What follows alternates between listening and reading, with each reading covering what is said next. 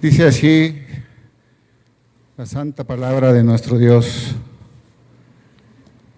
Llamó Moisés a todo Israel y les dijo: Oye Israel, los estatutos y decretos que yo pronuncio hoy en vuestros oídos, aprendedlos y guardadlos para ponerlos por obra. Jehová nuestro Dios hizo pacto con nosotros en Horeb. No con nuestros padres hizo Jehová este pacto, sino con nosotros, todos los que estamos aquí hoy vivos. Cara a cara habló Jehová con vosotros en el monte en medio del fuego. Yo estaba entonces entre Jehová y vosotros para declararos la palabra de Dios, de Jehová, porque vosotros tuvisteis temor del fuego y no subisteis al monte. Dijo: Yo soy Jehová tu Dios, que te saqué de la tierra de Egipto, de casa de servidumbre. No tendrás dioses ajenos delante de mí. No harás para ti escultura ni imagen alguna de cosa que está arriba en los cielos, ni abajo en la tierra, ni en las aguas debajo de la tierra. No te inclinarás a ellas, ni les servirás, porque yo soy Jehová tu Dios, fuerte, celoso, que visito la maldad de los padres sobre los hijos, hasta la tercera y cuarta generación de los que me aborrecen, y que hago misericordia a millares, a los que me aman y guardan mis mandamientos. No tomarás el nombre de Jehová tu Dios en vano, porque Jehová no dará por inocente al que tome su nombre en vano. Guardarás el día de reposo para santificarlo, como Jehová tu Dios te ha mandado. 6 días trabajarás y harás toda tu obra, mas el séptimo día es reposo. A Jehová tu Dios ninguna obra harás, ni tú, ni tu hijo, ni tu hija, ni tu siervo, ni tu sierva, ni tu buey, ni tu asno, ni ningún animal tuyo, ni el extranjero que está dentro de tus puertas, para que descanse tu siervo y tu sierva como tú. Acuérdate que fuiste siervo en tierra de Egipto, y que Jehová tu Dios te sacó de ella con mano fuerte y brazo extendido, por lo cual Jehová tu Dios te ha mandado que guardes el día de reposo. Honra a tu padre y a tu madre, como Jehová tu Dios te ha mandado, para que sean prolongados tus días y para que te vaya bien sobre la tierra que Jehová tu Dios te da. No matarás, no cometerás adulterio, no hurtarás, no dirás falso testimonio contra tu prójimo, no codiciarás la mujer de tu prójimo, ni desearás la casa de tu prójimo, ni su tierra, ni su siervo, ni su sierva, ni su buey, ni su asno, ni cosa alguna de tu prójimo. Estas palabras habló Jehová a toda vuestra congregación en el monte, en medio del fuego, de la nube y de la oscuridad, a gran voz, y no añadió más. Y las escribió en 2 tablas de piedra, las cuales me dio a mí. Y aconteció que cuando vosotros oísteis la voz de en medio de las tinieblas y visteis al monte que ardía en fuego, vinisteis a mí, todos los príncipes de vuestras tribus y vuestros ancianos, y dijisteis: He aquí Jehová vuestro Dios nos ha mostrado su gloria y grandeza, y hemos oído su voz de en medio del fuego. Hoy hemos visto que Jehová habla al hombre y éste aún vive. Ahora pues, ¿por qué vamos a morir? Porque este gran fuego nos consumirá. Si oyéremos otra vez la voz de Jehová nuestro Dios, moriremos. Porque ¿qué es el hombre para que oiga la voz de Dios viviente, que habla de en medio del fuego, como nosotros la oímos y aún viva? Acércate tú y oye todas las cosas que dijere Jehová nuestro Dios, y tú nos dirás todo lo que Jehová nuestro Dios te dijere, y nosotros oiremos y haremos. Y oyó Jehová la voz de vuestras palabras cuando me habláis. Y me dijo Jehová: He oído la voz de las palabras de este pueblo, que ellos te han hablado. Bien está todo lo que han dicho. Quien diera que tuviesen tal corazón, que me temiesen y guardasen todos los días todos mis mandamientos, para que a ellos y a sus hijos les fuese bien para siempre. Ve y diles, volveos a vuestras tiendas, y tú, quédate aquí conmigo, y te diré todos los mandamientos y estatutos y decretos que les enseñarás, a fin de que los pongan ahora por obra en la tierra que yo les doy por posesión. Mirad pues que hagáis como Jehová vuestro Dios os ha mandado. No os apartéis a diestra ni a siniestra, andad en todo el camino que Jehová vuestro Dios os ha mandado, para que viváis y os vaya bien y tengáis largos días en la tierra que habéis de poseer. Amén.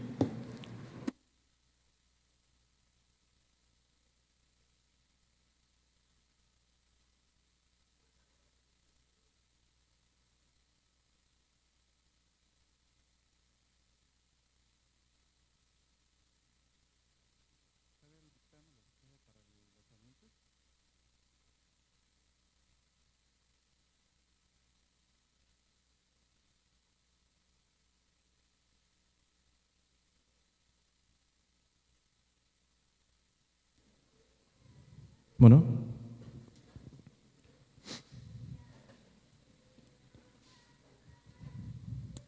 Hermanos, ¿alguna vez se han preguntado por qué la Biblia repite algunas cosas? ¿Qué necesidad hay de repetir la información? Piensen, por ejemplo, en la experiencia de Israel en el desierto. Lo tenemos en el libro de Éxodo y tenemos algo también de eso en el libro de Números.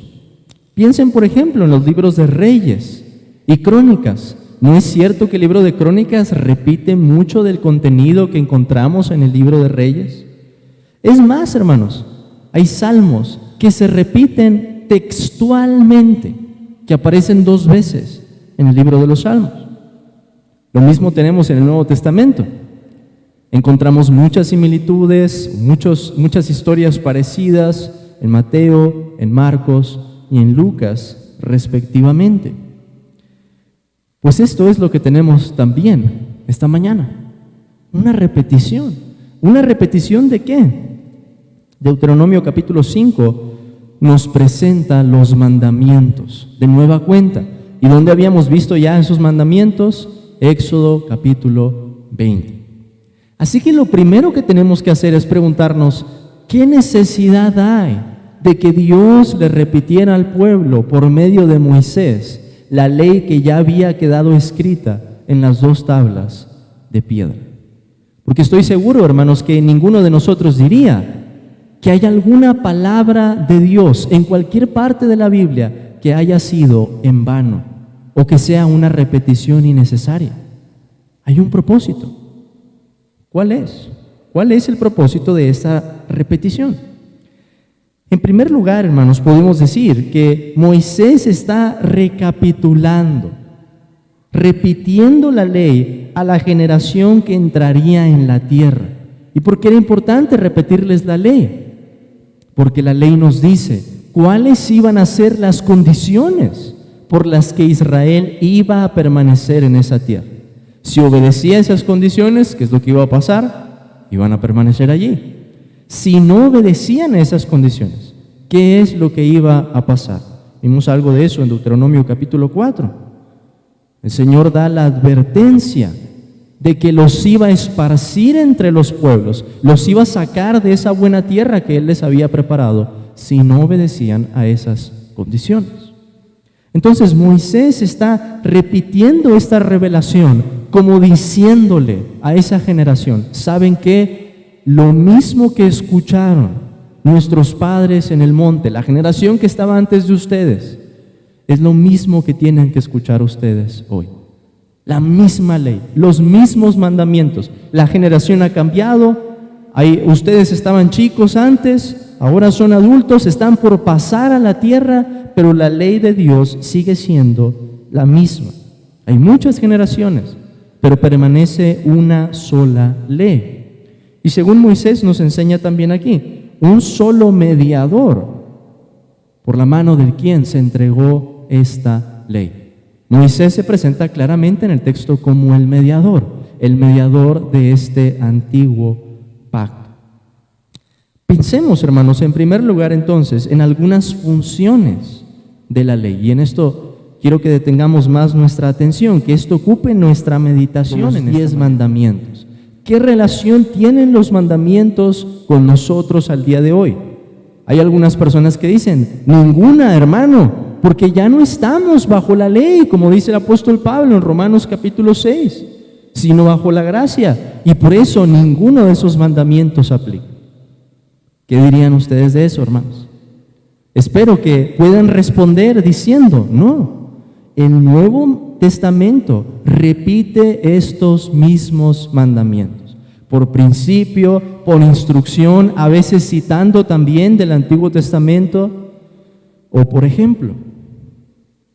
Entonces, una de las funciones que tienen los 10 mandamientos es ser, hermanos, ese resumen de la ley moral de Dios. ¿Cómo podemos resumir lo que Dios demanda en nuestros deberes para con Él y en nuestros deberes para con el prójimo? En los 10 mandamientos, o como los judíos los llaman hasta el día de hoy, las 10 palabras, ese resumen de la ley moral de Dios. Vean, hermanos, que al ver los 10 mandamientos, tenemos un resumen de qué es lo que Dios quiere de nosotros. Alguien puede preguntar, ¿cuál es la voluntad de Dios? Hay muchas formas en que podemos responder esa pregunta, pero una respuesta que puede resumir, es decir, los 10 mandamientos, porque los 10 mandamientos son un resumen de la ley moral de Dios, y los 10 mandamientos, hermanos, en sus diversas aplicaciones, empapan, por así decirlo, toda nuestra vida. No hay algo que los 10 mandamientos no abarquen, sea en principio, hermanos. Algunos de ustedes pueden decir, pero hermano, en esta situación yo no entiendo cómo aplicar. Es porque nos falta sabiduría. Pero los 10 mandamientos tienen algo que decirnos acerca de toda nuestra conducta, de cómo nos comportamos delante de Dios y de cómo nos comportamos también delante de nuestro prójimo. Además, hermanos, los mandamientos nos dan los parámetros para definir qué es la justicia y qué es el pecado. ¿Cómo puedo saber qué es el pecado? ¿Cómo alguien puede decirme, esto es pecado? ¿Cómo puedo decirle a otra persona, esto es pecado? Por los 10 mandamientos. Por los 10 mandamientos. No necesitamos inventar o llegar a una definición en nuestro propio juicio de qué es la justicia y qué es el pecado, porque Dios nos ha dado los parámetros, la regla con la cual podemos medir todas las cosas. Los mandamientos de Dios revelan el carácter de nuestro Dios. Dios es santo, Dios es justo, Dios es bueno. Es lo que tenemos en los mandamientos. Vemos santidad, vemos una adoración que es reverente, vemos justicia, vemos bondad, vemos como lo resumió nuestro Señor Jesucristo, que la ley y los profetas se resumen en 2 mandamientos: amar a Dios con todo el corazón, con toda el alma, la mente y las fuerzas, y amar a nuestro prójimo como a nosotros mismos. Esos mandamientos revelan cómo es nuestro Dios. Por eso, hermanos, necesitamos ser cuidadosos de cómo hablamos de la ley. Si dijéramos que la ley ha pasado en cuanto a los mandamientos, la ley moral de Dios, ¿qué estaríamos diciendo? Que el carácter de nuestro Dios de alguna manera se ha visto afectado, que el carácter de nuestro Dios de alguna manera ha cambiado, que Dios tal vez ha escondido la regla que tenía y ha puesto una nueva. Eso no tiene congruencia. Los mandamientos nos enseñan también nuestro pecado. El apóstol Pablo le dice a los romanos que una de las funciones que tiene la ley es dar a conocernos el pecado, convencernos de eso. Hermanos, ¿cómo nos damos cuenta de nuestra necesidad del perdón de nuestros pecados? ¿Cómo despertamos para ver que el único Salvador es Jesucristo? Pues Dios utiliza la ley como esa herramienta para convencernos, para hablar a nuestro entendimiento y decir a gran voz, como lo dijo Moisés, que Dios habló en el monte, que estamos en pecado. Pero además, los mandamientos nos enseñan lo que Dios requiere como condición para tener vida, según el pacto de obras. El que hiciere estas cosas vivirá por ellas. Pero ¿cuál es el problema de eso? Que al ver nosotros las condiciones y al ver que nosotros no podemos cumplirlas, no podemos entonces buscar la salvación por nuestras propias obras. La ley tiene también esa función, mostrarnos que el estándar de Dios es tan alto, que esa regla es tan majestuosa, tan justa, que ninguno de nosotros puede jamás alcanzar. Y esas son buenas noticias. ¿Por qué? Porque la ley, hermanos, también nos enseña qué es lo que nuestro Salvador tenía que cumplir en nuestro lugar. O sea, la ley, al mismo tiempo que nos enseña nuestra culpa y nuestra completa incapacidad para acercarnos a Dios, la ley también nos enseña que estas son las mismas condiciones que Cristo iba a cumplir en nuestro lugar. Por último, los 10 mandamientos permanecen como ese estándar moral para el pueblo de Dios. Es cierto, ha habido una modificación en el 4º mandamiento, ya no adoramos en el 7º día, el pueblo de Dios se reúne en el primer día de la semana como símbolo de esa nueva creación que ha venido con el Señor Jesucristo. Pero además, hermanos, yo les decía que tenemos aquí a Moisés presentado como el mediador. Es Moisés quien sube al monte en lugar del pueblo. El pueblo vio esa revelación, el pueblo tuvo gran temor y dijo: Moisés, sube tú, porque si subimos nosotros vamos a ser consumidos. Moisés entonces, hermanos, está recordándole al pueblo cómo él mismo fungió como mediador en este pacto. Y con esto a su vez les recuerda la majestad de esa revelación, lo temible que fue esa manifestación de Dios en el monte y el santo temor que debían tener. De hecho, Moisés insiste en la obediencia. Vean por favor el versículo 32. Mirad, pues, que hagáis como Jehová vuestro Dios os ha mandado. No os apartéis a diestra ni a siniestra. Andad en todo el camino que Jehová vuestro Dios os ha mandado, para que viváis y os vaya bien, y tengáis largos días en la tierra que habéis de poseer. ¿Qué podemos aprender de esto? El libro de los Hebreos, o la carta a los Hebreos, en el capítulo 12, nos enseña que nosotros, como la iglesia del Dios viviente, ya no nos hemos acercado a ese monte que humeaba y en el que había fuego y en el que había una gran voz que nadie podía resistir. Pero sí nos hemos acercado a un monte. El autor de los Hebreos nos dice: al monte Sión, a la Jerusalén celestial, a esa compañía de los millares de ángeles, a los espíritus de los justos hechos perfectos, y a Jesús, el mediador de un nuevo pacto. Hermanos, es muy interesante, pero el autor de los Hebreos hace una analogía. Nosotros como iglesia nos estamos acercando a un monte, pero ya no es un monte físico como el que veía Israel, sino una realidad más grande. Nos estamos acercando, nos hemos acercado al cielo mismo, a la morada de Dios. Seguimos teniendo una ley y Dios demanda que la obedezcamos. Pero hermanos, tenemos un nuevo mediador. Estamos bajo un nuevo pacto. Y ese nuevo mediador ha entregado su sangre por nosotros. Ha cumplido con las condiciones necesarias para que nosotros tengamos libre entrada a esa Jerusalén celestial. Y eso, hermanos, es lo que venimos a hacer en el día del Señor. Es cierto, alguien puede decir: hermano, pero yo conozco locales que son más grandes, conozco locales que son más bonitos. Alguien, hermanos, quizá puede acercarse en este día con una perspectiva muy terrenal y pensar: esto solamente es una reunión de personas en un local y punto. Pues la Biblia no nos dice eso. La Biblia nos dice que de lo que estamos participando ahora, por más terrenal que se vea, para el ojo espiritual hay una realidad profunda. Nos estamos acercando a la morada de Dios. Y en esta mañana, hermanos, nos estamos reuniendo con todos los cristianos en todas partes del mundo que están adorando en este momento.